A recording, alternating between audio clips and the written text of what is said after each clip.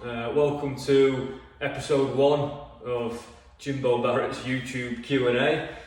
First off, thank you so much to everyone who's sent questions in. There's been loads of great questions. I'm really excited to go through all of those.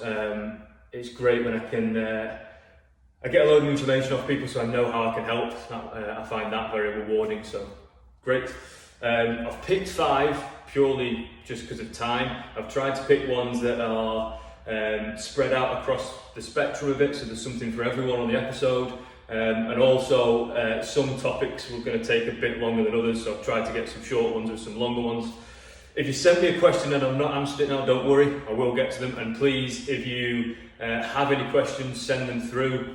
I'm really keen to try and help you out. So, question 1.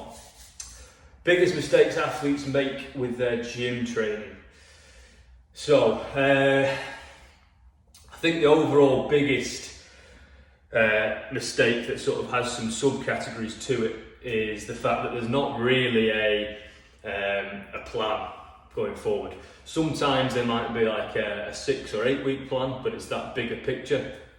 And I think a lot of athletes would do better with a long-term plan, not just something that lasts 6 or 8 weeks. Not that you can't work in 6 to 8 weeks blocks, that's probably the best route to take, but there has to be a bigger purpose to it. And I think sometimes you've got to look a lot bigger than just a year. You know, if you're an athlete, unless you're coming to the end of your athletic career, whether that's professional, semi-professional or amateur, you're looking to be better year on year for as long as you possibly can. So I think your training should reflect that, and you should be looking at how can we push everything up. There's a question later on, which we could go into this a little bit as well. I think a massive factor in everyone's training, not just athletes, but I think athletes get caught out with this a little bit more, is that thing of it's this go hard or go home attitude. Obviously you've got to work hard, but it's looking at the bigger picture, and it's that cliche of building the foundation so that you can get to the peak. And you've got to have a really big foundation if you want to have a really big peak. I think a lot of people get caught out with constantly trying to peak when realistically there's not even anywhere close to a foundation. Now, especially for an athlete, if you're in season and you're training 2 or 3 times a week and you're competing once or twice a week, depending on the sport, I'd imagine that's fairly typical. That's already a huge load. So trying to go through a powerlifting program for strength increases while doing your sport is probably not going to work. That leads into second big mistake when athletes try and be lifters before athletes. You know, if you're a rugby player, you should be a rugby player that lifts, not a lifter who plays rugby, unless lifting is what you really want to do and rugby is the second thing. Obviously that's your choice. So yeah, a bigger picture plan, instead of constantly trying to ram things up and force things up. It's that whole principle of, can we increase your foundation? Can we make your comfort zone, everything an 8 out of 10 effort and below, can we make that become really, really easy so that if you do go for a peak, you're going to get higher. Athletes, there's very few athletes that don't benefit from getting stronger, but how you build strength and how you test or demonstrate strength are very different things. And I think a lot of people get stuck in the test and demonstrate strength and they don't take time away to build it. And then with that, in season you can build plenty of strength. You've just got to go down the foundation route and give it loads of time, and then when it comes to be really strong, if you do that for a year, you'll absolutely smash all the other strength feats that you've ever done, and you'll be able to be fresh for your sport and all that kind of stuff. So I hope that helps. I think it was Shane who gave us that. Thanks, Shane. Any other questions that you have on that, by all means ping them over and we can get a bit of a discussion going. Next one. What's better for fat loss? Low intensity steady state or high intensity interval training? Right, probably quite a common question. I'm going to start off on a bit of a tangent with that. The thing with high intensity interval training is it really depends what you mean by high intensity interval training, or HIIT training is what most people call it, and I'll call it that, it doesn't save me time. The thing with HIIT is very effective, it's great when it's done right, and that's a really big when. Like, people get it wrong so much. So the thing is with HIIT, what we're after obviously a high intensity thing and then a recovery period. Now, it doesn't have to be completely a full recovery, but every time you're doing a routine or a protocol where you're asking for that burn or your power output, your strength, your pace, if you're running or rowing or whatever, significantly starts to drop down, what you're doing there is you're relying on glycolysis. It's the lactic energy system. You've got three main energy systems: aerobic energy system, lactic energy system, and then creatine phosphate energy system. Okay? That aerobic system is an unlimited supply of energy, but it's not very powerful. It takes time for it to work. So if you start doing something that's requires a lot of power, or if you're working at a intensity that's above what your aerobic system can do or can keep up with, then you're going to be going into that lactic system. Now, that lactic system is there to try and keep you going, but it doesn't matter how fit you are, if you're tapping into the lactic system, it's a sign that you're going too far. Now, if you go slightly into it, not a problem, you just recover and then you can go through. If you're going in all the time and smashing yourself into that zone, the byproduct you're having within your body, the chemical reactions happening with your body, are causing absolute havoc. So before we even get to fat loss, if you're going to rely on lactic acid based protocols all the time, you're going to get unfit, you're probably going to have aches and pains, cortisol will be through the roof, which is your stress hormone, so things like sleep are all going to be impaired, your mood will change, how well you can digest food will change. It's a horrible, horrible downward spiral. Now that that's out of the way, if you do HIIT in a way where you do a big intensity effort and then an aerobic recovery, fantastic. It's just about using the right tool for the right time. For most people, I would say you go between LISS and HIIT. It's a combination of the two. With your HIIT stuff, you really want it to be really high intensity and then stop well before power drops, or maybe just as it's starting to drop, and then you recover really well and then you go again. By doing that, you'll spike your heart rate up and down. It will probably never come low enough to be at rest, so you're always going to be in an aerobic training zone, but you'll go at big peak and it'll come back down. And when you rest, you're still working really hard aerobically. If you think about hill sprints, great example. If you charge up this hill, get to the top of the hill, and your heart is beating at 160 beats per minute, and you walk that down, you have a 3-minute rest. After that 3-minute rest, it's about 120. You're working really well at an aerobic state, but all you've done is, a 10-second run up a hill, and then you've had 3 minutes, 4 minutes worth of rest. Do 6 of them, you've done a really great aerobic workout, you've done some fantastic power work with it, which most people need more power work in their life. It's the fountain of youth, power work. If you're powerful, you're going to have muscle, you're going to be lean, you're going to be aerobically fit. Just something to bear in mind. But then LISS is great because you can just work at a really steady state, obviously. You can get on a bike, you can get on a treadmill, you can go for a walk, whatever, and just get through some good quality work. In terms of for fat loss, it's really just down to expenditure. Both those versions that I just talked about will work great for it. A combination of them would probably work the best, just because you'd be able to do more spread throughout a week. Again, if you go towards the lactic acid type system protocols, be careful, because you're going to burn through a lot of glycogen that way. You're going to have all these horrible reactions to it long term. Doing it every now and again is absolutely fine, but don't rely on it. So yeah, hope that helps. I do both. If you're going to do HIIT, make sure it's high power, really get all the benefits from that great for mitochondrial health and for increasing the amount of mitochondria if you do it like that. You get a big power hit, you get just the right amount of acidity, so just the right amount of lactic acid introduction that causes a reaction, but then it's all aerobic. It can have a fantastic impact on your aerobic fitness, your resting heart rate, and just your overall health. Mitochondria are the power plants of the body. The stronger and more mitochondria you have, the healthier you tend to be. Cool. Next one. How can I increase acceleration? From Gaz. Thank you, Gaz, for your question. Gaz plays football. So I know when he's talking about acceleration, he's talking about, sprinting. So I'll go about this in a couple of ways. But let's go general first, because then anyone in a team sport can benefit.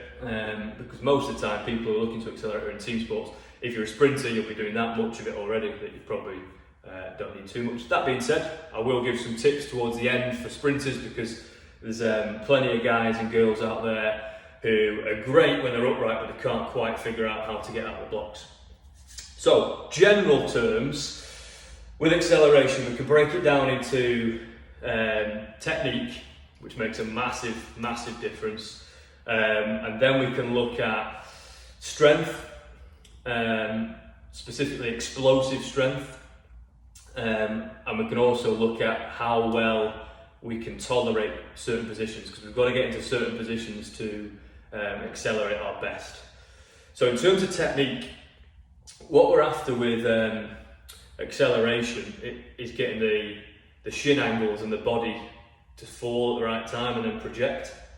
So if you think about your shin, if I'm obviously stood up now, so my shin's like this. If I want to accelerate this way, if I can get my shin to point in that direction, when I push down into the floor, that's the direction of the force, which means I go that way. That makes sense? Simple enough.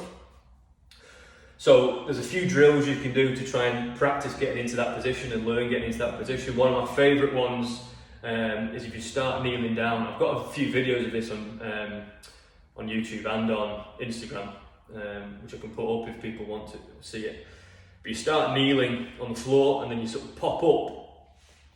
And as you pop up, you're either going to fall backwards or fall forwards. If you lean and push, you'll automatically get into the spot, and it's quite good. If you don't do it, you'll slow yourself right down. If you do it, you'll shoot off. So there's loads of different drills you can do to try and practice that.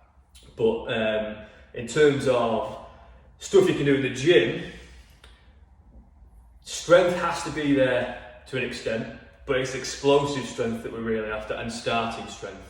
So it's how well we can really push and overcome that inertia and explode with each one.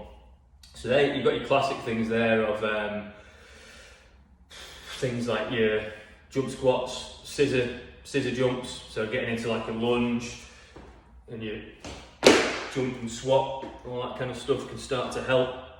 Something I will say is you need to be strong through your soleus, which is, if you've got your calves, you've got your gastrocnemius, which is the big meaty calf that everyone knows about, and soleus runs underneath it and beneath it, as in past it. Whenever you've got a bent knee and you're trying to point your toe, that's when your soleus is working the most.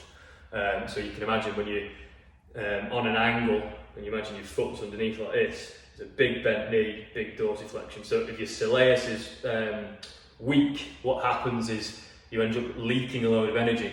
So if you get really strong in the gym and really explosive in the gym through like your hips and your thighs, but your foot and calf and ankle can't tolerate it, it'll mean nothing. So running in general, whether that's jogging, accelerating, sprinting, changing direction, you've got to make a big emphasis on strengthening the foot, calf, that whole lower leg region, so that anything you apply will carry through onto the floor. Some of the stuff, I've got that PDF, Strong Stride PDF, which I gave to a few people for free when they signed up.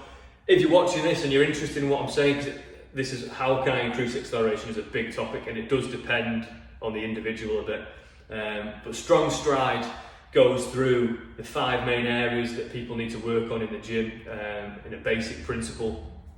I give you some exercises to try out and some progressions to go through. If you want that, get onto @Jimbo Barrett on Instagram and just ask for it. I can send it over. You can have a little look at it, and then if you have any questions again, we can go through it. That's fine. Yeah, explosive strength. Do your jumps. Make sure soleus is strong. Have a look at strong stride if you've got it. Work through all those. And then the simplest one and the most specific answer to that is practice. For 2 reasons. A, you can't beat just practicing accelerating for improving accelerating. And B, if that's not working, you'll know why. And if you don't know why, send me a video of you accelerating and I'll be able to tell you why. You'll be able to see if your shin angles aren't right, you'll be able to see if your foot can't cope with the force, if you're doing everything right but not much is happening, and it's like, okay, we probably need to increase explosive strength. So it's the best diagnostic tool is actually looking at it, and it's probably the best corrector. If it's not working or it's not progressing as much, it's because you've got a weak link of something that we've just spoken about, and we've got to diagnose that by looking at the video and figuring it all out. Okay, hope that helps, guys. Get in touch, mate, if you want some more info on that. Okay, what are we on? Question 4. Should you static stretch after the gym? Short answer, no. Should. You don't need to static stretch after the gym. I personally don't give too many static stretches to people in general. The purpose of a static stretch most of the time for me is to inhibit a muscle. It's to get a muscle to relax. Now it won't stay that way. It'll stay that way for an hour, 2 hours max, then it'll just go back to the way it was usually. So it doesn't make that much difference. So when I get someone to stretch, it'll be if they're struggling to get into a position or achieve a particular movement within a session, I'll say, well, stretch this out first, get this to turn off, and you might find it easier to get the other things to turn on. Unless you, for whatever reason, you have a purpose to be stretching. You know, if you're a dancer and you need to get into the splits, you're probably going to have to static stretch and practice it. That's fine. If you're just a general population or an athlete who is trying to get stronger, fitter, faster, more powerful, trying to grow a bit of muscle, trying to lose some fat, all that kind of stuff, you really don't need to static stretch unless there's a specific purpose to it. But yeah, also, if you're looking to increase range of motion, if you're doing things, you know, like a lot of people say they've got tight hamstrings, if you're doing a lot of hinging, they'll improve. Most of the time when a muscle feels tight, it's not that it's magically got shorter, it's because it's on. So your brain is saying this muscle needs to stay on, it can't fully relax for whatever reason. That usually comes down to orientation of bones, so the way that your skeleton is arranged at that moment in time, and things like breathing and getting into some specific positions, activating certain muscles, inhibiting other muscles, can clear that right up. You know, you can get big differences in range of motion just by doing the right thing at the right time. Example, I've got a client called Steve. His internal rotation of his shoulder was pretty poor, so when he was lying on the floor, it could only get to here, and he was getting elbow pain and everything. And I had him hold pretty light kettlebell and go for a walk, and I said, really swing your arms. It's quite hard because this weight tries to pull you that way, and then you're trying to swing back, but because of the weight, it sort of delays it. So I really enjoy giving it to people because it makes me laugh. But it works. It works because what it does, when we walk, our pelvis and torso are supposed to rotate. This is an exaggeration, but they rotate. When you do this, it starts propelling things and reversing things more and slightly off cue, and then people have to figure it out. Once whoever it is can walk pretty normally, lying back down, and they'll go, oomph. I've not stretched anything, we've not done any mobility exercises, but because they've reorientated this pelvis and rib cage combination, and they've practiced moving pressures around them, they go like that, woof, they're cool. So yeah, you don't have to static stretch unless there's a really specific purpose. Okay, welcome to episode 1.2. Sorry, my phone completely died of memory. So, we're on question 5, final question of the day. Could be a biggie, so I wanted to make sure that we got it done. I just had to go and delete a load of stuff off my phone first. Apologies for that. How do I improve performance in football, specifically sprinting, jumping ability and joint capability? This comes from Joe. I went to uni with Joe. Hello Joe, thank you for getting this question in, mate. Good question, and we're going to dive right in. Obviously with football there's quite a few things going on, but the base of it is it's an aerobic sport. Yeah, you know, players are running like 8 to 10k quite easily within a game. There's obviously periods of sprinting and power and a bit of jostling, having to jump for the odd ball and all that kind of stuff. But that base function is the aerobic stuff. I'm going to assume you've got that covered. Most footballers do. Just from playing football, you tend to get that covered. So if we're going to look at sprinting, jumping and joint capability in terms of knees, shins, ankles, hips, backs, everything feeling fresh and we don't get those aches and pains, I think the best way to go about it from a general perspective in terms of how can we help everyone, looking at the common denominators. So is there something that can help us sprint, jump and feel better across the board? I'm going to come back to the foot and lower leg again, especially with football, because you've got so many short steps and intricate taps, changing a direction, all that kind of stuff. Especially if you're playing on grass in England and the weather can be crap and you're on all kinds of weird surfaces. That is going to be huge. If we can get the foot and ankle and lower leg really, really strong so that it can support all those things that we want. So we've got to put the gas down and sprint, and we can, and we've got enough capability in the foot and enough spring in that complex to fly off. Again, if we're going to jump and we're going to really smack into the floor, if the foot and calf can tolerate that, we go up.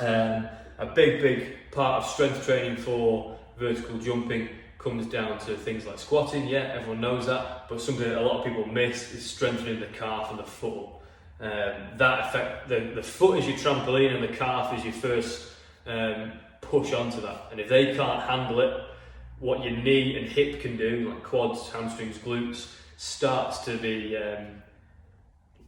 affected. Your brain will never let you put more in than what it thinks you can handle. So the weakest link needs to be addressed. You tie that in with a lot of football boots are not great for your feet. I tend to see a lot of, and this is team sports in general, rugby, football, hockey, referees. The boots are pretty shit. They can be, not all of them, but it can have a real impact on how well your foot operates, and that's bad. So when I look at that, I would start with super simple things like, can you actually get all the way up onto your toes? So I mean, like, let me point you down, because I'll take my sliders off. So can you actually get fully up? Because a lot of people can only get to about here. So can you get fully up, and can you do it? Just do that for a bit of balance. A lot of people twist out like that, so you have to stay up onto that big toe, onto the ball of the big foot. And can you come up and down without holding on to something? That's quite a humbling movement for quite a few people. I had someone in today, I had someone yesterday as well doing that, and both of them realised that it's not actually as easy as it should be, although they both did make good improvements. So practicing simple things like that, then we can start to strengthen things up. Don't worry about trying to stretch it out, don't go on a calf machine before you can actually control a full range up and down here, because this is the kind of range that you're going to use when you're playing football. Then once we've got a bit of strength in there, we can start going sort of single leg, and we can start to really load it up a bit, get some strength, really important. Then we can start to use it for what it's worth in terms of your Achilles is a big old spring. So start doing extensive plyos, which you can see here. So just things like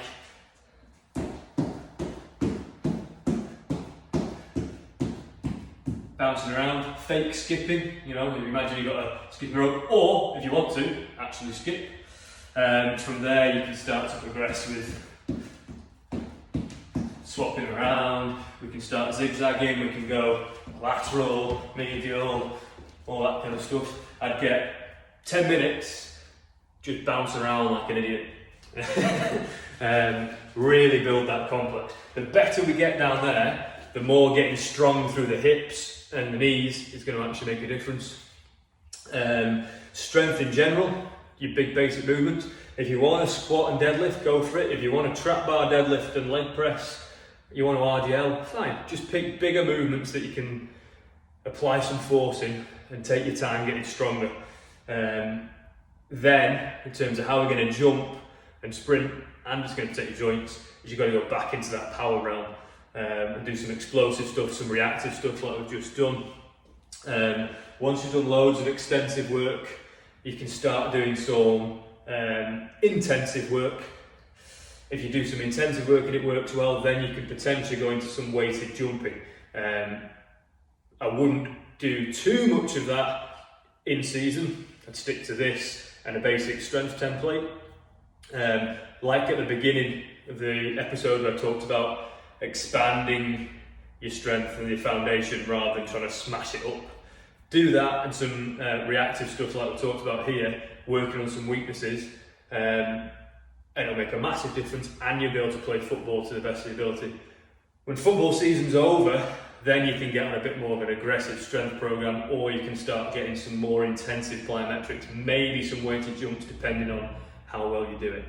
If you're unsure on extensive and intensive and you're interested, I could put up some stuff on Instagram, some examples of things for you. I could even cover it in a video if people are interested in that, in terms of a progression to start out, how we get the lower leg, the foot, and then progress into the knees and the hips to get as powerful as we can. By all means, fire it over, and I'm happy to go through that.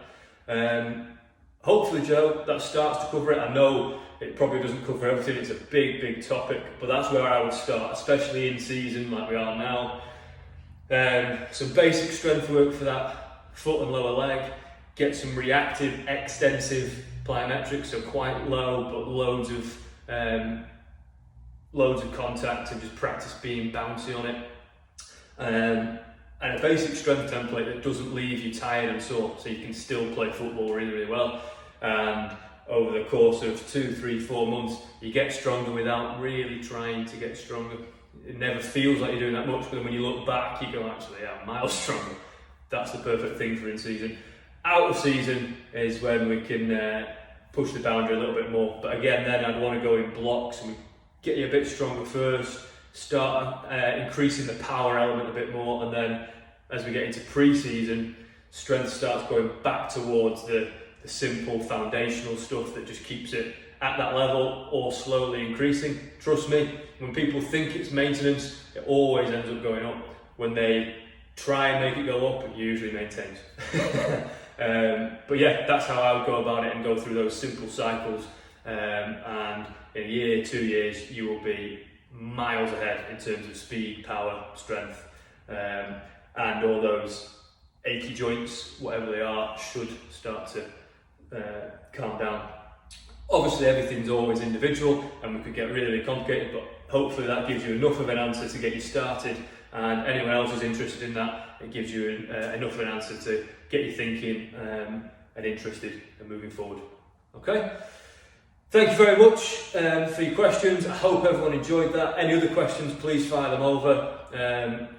I really enjoyed this, and I think I will carry on really enjoying this. This is right on my street. I feel like I can help people a lot better, and I look forward to doing it again. Okay, thank you. See you soon.